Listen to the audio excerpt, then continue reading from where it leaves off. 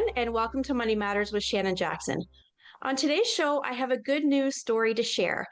It appears the financial health of working Canadians may be improving, and that's according to new findings from the 2025 annual survey of working Canadians released by the National Payroll Institute.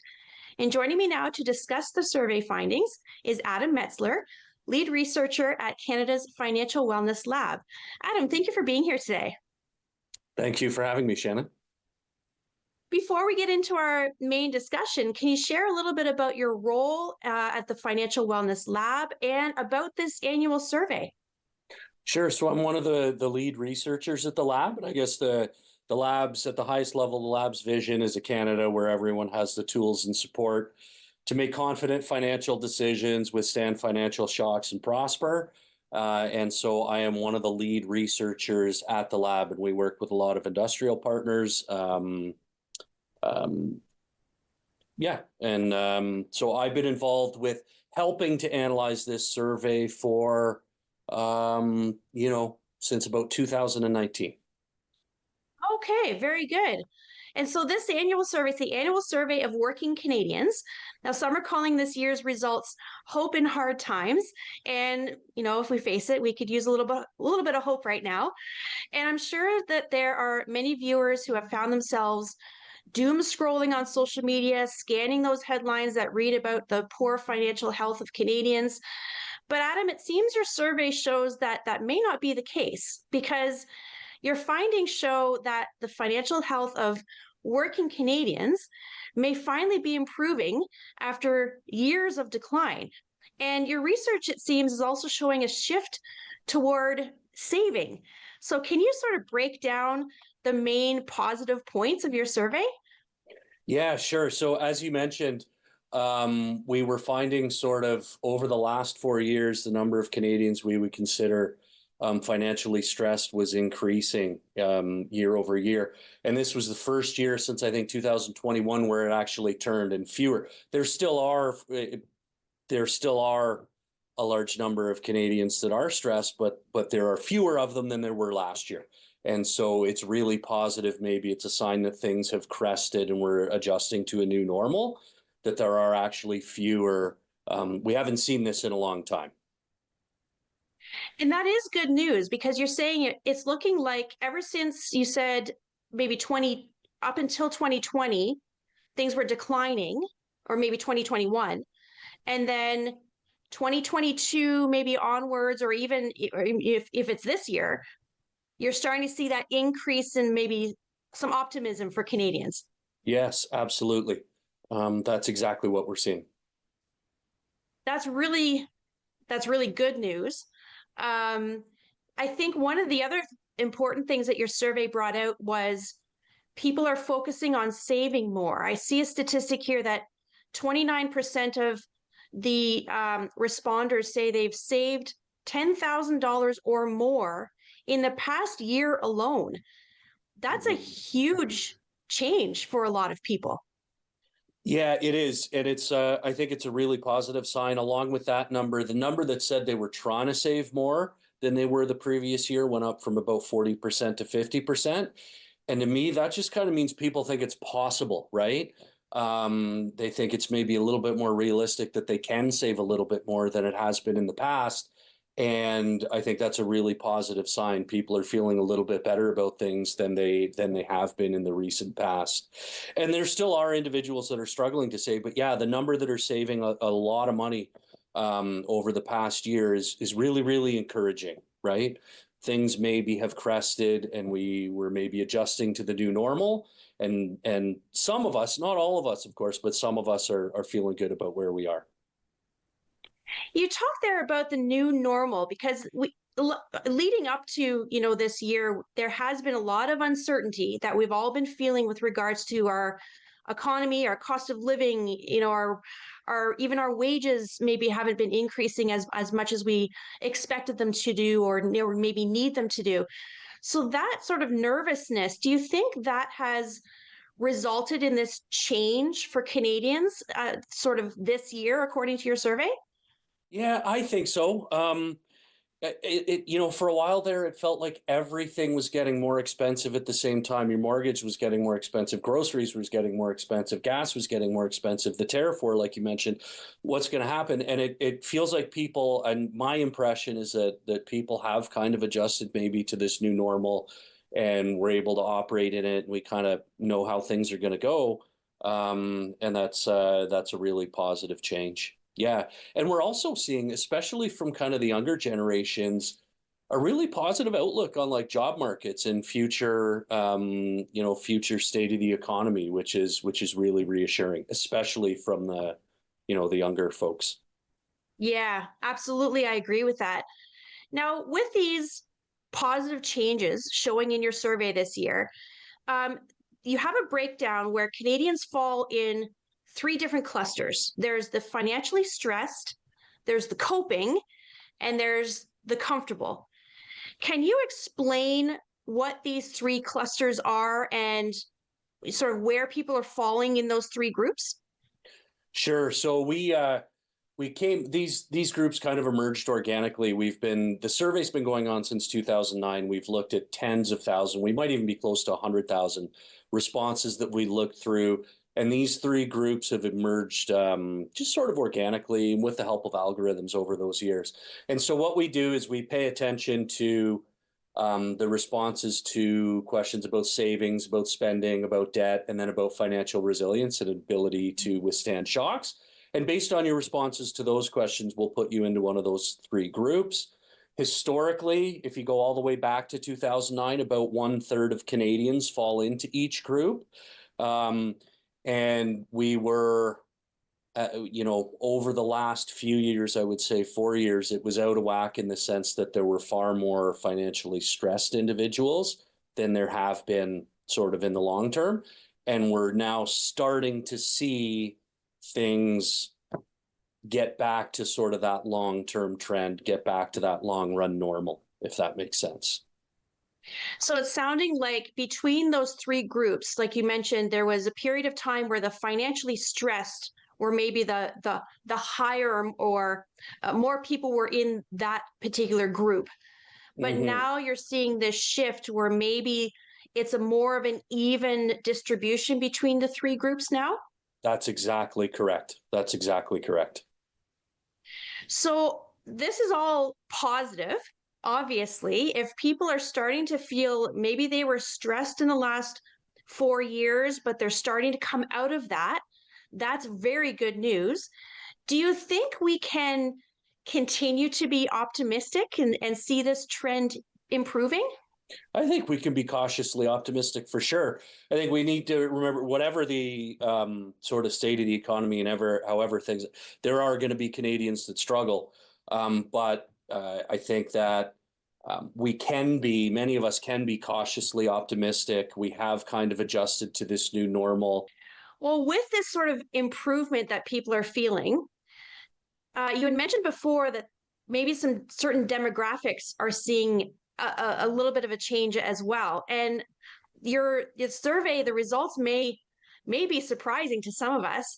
And I say this because contrary to maybe the negative narratives we see on social media and the news, your research shows that Gen Z or the younger workers are doing well. Can you talk a little bit about those different demographics and maybe why the young people are doing okay? Yeah, that's a great point. When we look at sort of across the generations, starting with the boomers and then down to Gen Z and the millennials and Gen X are in there, and we look at how many individuals in each one of those generations are financially stressed, it's almost the exact same proportion from generation to generation. So, sort of the distribution of financial stress and financial comfort is about the same across all of those generations. And people do tend to find that surprising. We tend to think that the boomers have it all figured out and Gen Z is clueless, but that's just not the way it is. Um, and some of the really positive things we're seeing, 1 in 5 from Gen Z is saying that debt repayment is their primary financial goal, which is great that they even think it's possible that they can pay down some debt so early on in their life. About 1 out of every two Gen Z respondents say that saving for the future is their primary financial goal. And that's that's a really good sign that they recognize this is important. And if they're saying it's their primary goal, they probably feel like it's possible, like I am going to be able to save. Um, and so, and very few, I think it's about 15% maybe, that say they don't have a clear goal right now. The number of boomers that say they don't have a clear goal is about the same as the number of Gen Z, which is probably not what a lot of us would have guessed. And so, yeah, it's just it's almost not what, you're expecting to see when you look at the generational breakdown. And I think that's really positive. Yeah, it is a positive thing, absolutely. And I love to hear that the younger generation is focusing on paying off that debt with the profession that I'm in. I think that's a really good sign. So that's very good news.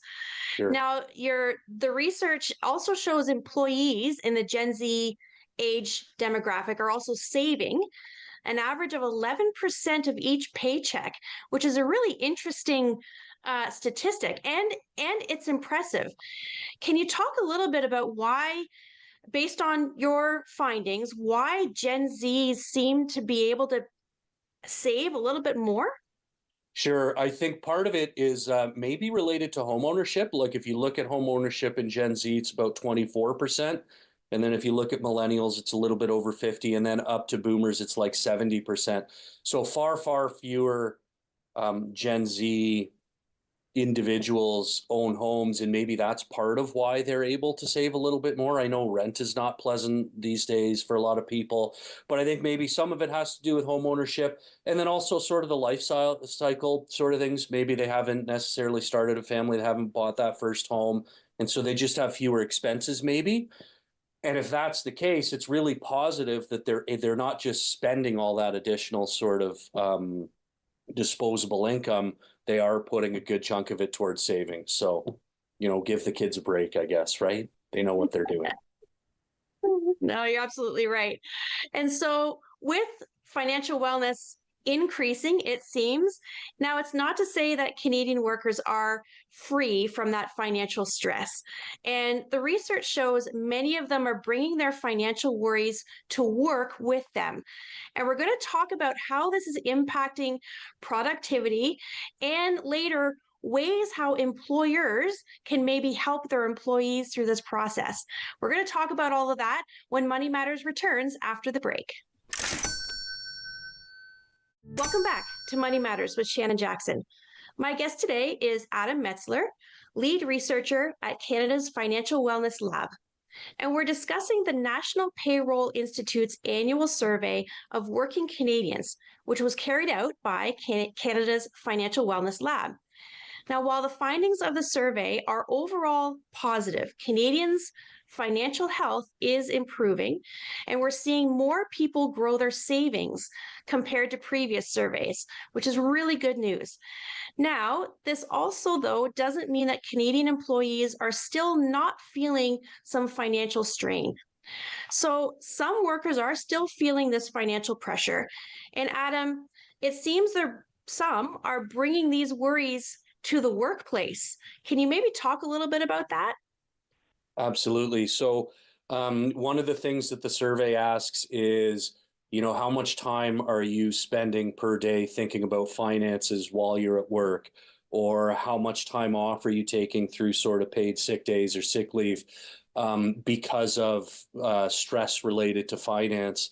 And based on all of, we have an idea of how much time people are taking away from work. And so we're able to sort of ballpark the dollar value of the lost productivity. And this year it was almost 70 billion. And that's an increase of about 15 or 16 billion from the previous year. And to me, this is always this really brings home kind of the impact of financial stress when we start looking at these numbers.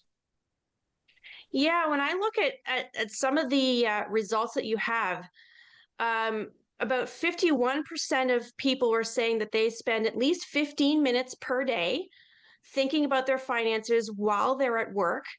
Mm-hmm. And there was also a 6% of people saying they spend more than 90 minutes a day thinking about their finances. That's a huge chunk of time when you're thinking about something else, when of course you're supposed to be productive at work.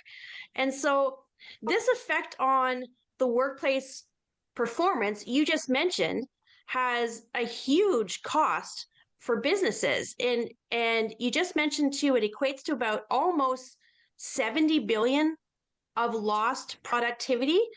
Mhm. And you mentioned there that you do a little bit of a calculation. Can you maybe elaborate a little bit on how that works?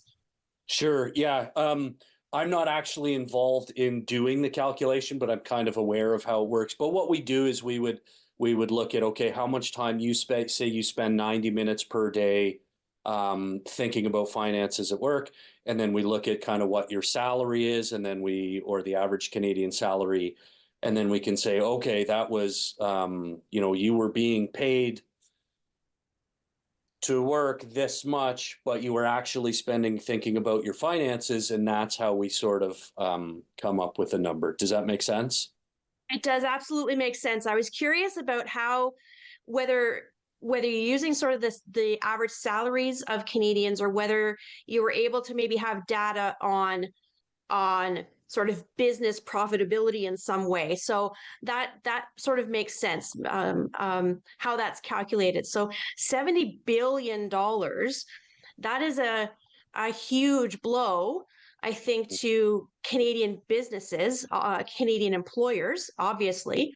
Mm-hmm. So can you share a little bit of some examples of the ways the financial stress is impacting employee performance? Sure. So we have, and this is actually a concerning number, but 40% of respondents reported decreased motivation at work. 28% reported strained relationships at work. So maybe if you're stressed out and you're just not in a sort of a teamwork, you're not in a position where you're able to be a great teamwork or a great teammate. 33% report taking time off as a result, right? Sick days or sick leaves. So those would be sort of the three most common ways that people report financial stress impacting their performance at work. So, of course, maybe what's so concerning about these statistics is that when financial stress is impacting your ability to function at work, the employee could possibly then be at risk of maybe losing that employment. And Absolutely. so, besides that, the obvious negative effect of the employee possibly losing their job, what kind of additional strain would the employer be experiencing with this? Um, yeah, I think I mean, we all sort of perform better when we're in a good, sort of confident, healthy mindset, right? And to the extent that employees are not in that mindset when they're at work, employers maybe just aren't getting the best out of the best out of their employees.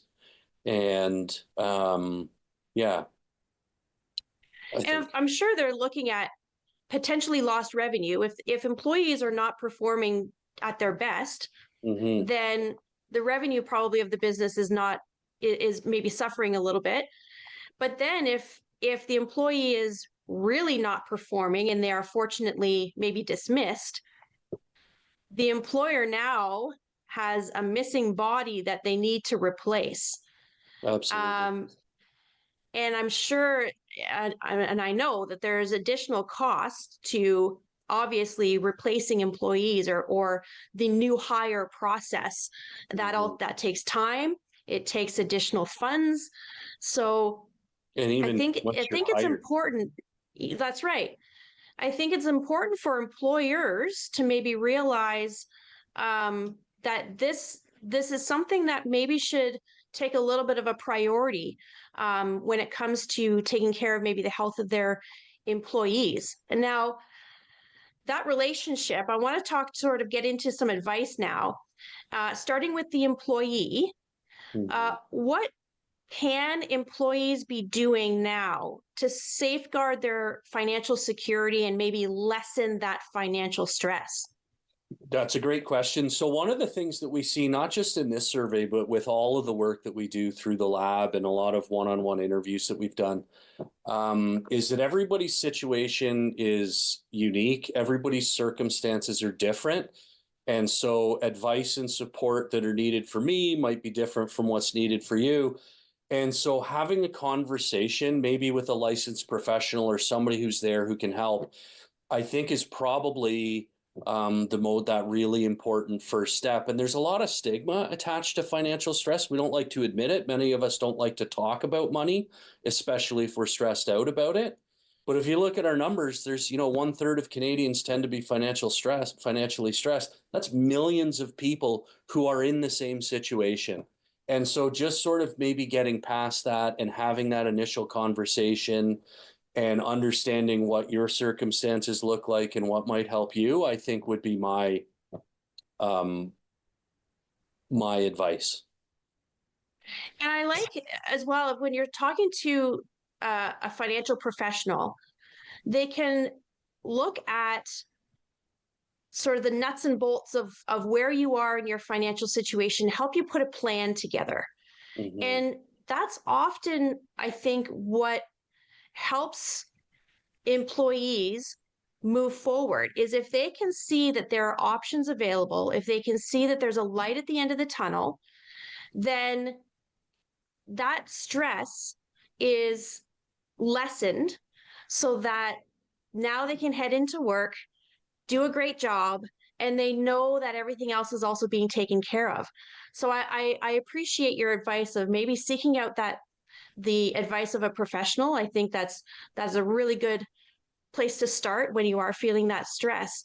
Mm-hmm. One of the things that I was thinking about as well is really just sitting down at your kitchen table and just having a look at what your, I don't like saying the word budget because everyone, no one really likes the word budget, Right. but just having a look at what your cash flow looks like. What's your income coming in? What kind of expenses do you have going out? Is there any kind of simple adjustments that you can make? Can you maybe not rely on using credit as much as you have been doing in the past? So I think a lot of those steps people can take just on their own before having to talk to a professional. But again, talking to a professional, I think is absolutely a good idea. So I appreciate that information. Now, the National Payroll Institute also believes that employers should also be doing their part to help their employees manage this financial stress. And this is for good reason, obviously, because earlier you talked about that $70 billion is lost annually due to reduced productivity linked specifically to employee financial stress. And you mentioned as well, this is up 15 billion from 2024. So it's a considerable amount that businesses suffer when it comes to employees feeling this financial stress. So, Adam, what can employers be doing to help and support their employees? That's a great question. One, I guess one option would be sort of what we would call a pay yourself first program, where maybe, and this would start right at payroll, which is why the NPI um, is a big proponent of this. But a portion of your paycheck would get diverted immediately towards like some sort of savings vehicle before it even touches your account, right? So you're talking about, looking at your cash flow. Anytime we look at our credit card receipts, I think we can all find places where it's like, whoa, I spent this much on that. I wonder if I can. So just sort of diverting a little bit of that money into a savings vehicle or somewhere where it's sort of safe and not necessarily inaccessible. A lot of these programs have proven or appear to be successful in the United States, and we're thinking the NPI is thinking a lot more about launching these in Canada. And so that's one option. I understand that for some individuals, there just isn't, there isn't enough money at the end of the day to divert something off, and that's maybe a different question. But the pay yourself first, the employee sponsored savings accounts, things like that, I think are definitely something that employers could do to make sure that, or to help their employees with their cash flow. Yeah, absolutely. I agree with that. And one of the other things I wanted to mention too is um, here at BDO Debt Solutions, we provide financial wellness presentations for free. And so employers who feel that their employees could maybe benefit from a presentation like that, we can go in, do a lunch and learn, or we could do a longer seminar, but it's really just how to manage a paycheck, talking about your credit report and your credit rating and how all of that works and using credit. So I think employers could maybe just have a look at what kind of opportunities they could also provide to their employees for education purposes as well to maybe support them in that way. So I appreciate the information that you're able to give there. Now, with the short amount of time that we have a little bit left, do you have any final thoughts and advice for our viewers? Yeah, I mean, I would just reiterate, I think the point I made a few moments ago about how, and we see this when we do it with interviews, is it can feel really isolated. To financial stress can have a very isolating effect on people. We can feel shame. There's a stigma around it. We don't like to talk about it. Um, and that sort of prevents us maybe from thinking about things or coming up with a plan, like you said, or sitting down at the kitchen table. And so just know that you're not alone and you're not the only one in these circumstances. And there are millions of people that are going through the same thing that you're going through. I think would be my kind of final message. You're definitely not alone. It's way more common than you think. And having that first conversation about how to maybe start moving on that more positive path can be a really important first step, I think. Well, Adam, thank you so much for being here and sharing your advice and talking about the annual survey that you did. And I also want to thank you, our viewers, for watching. Until next time, I'm Shannon Jackson.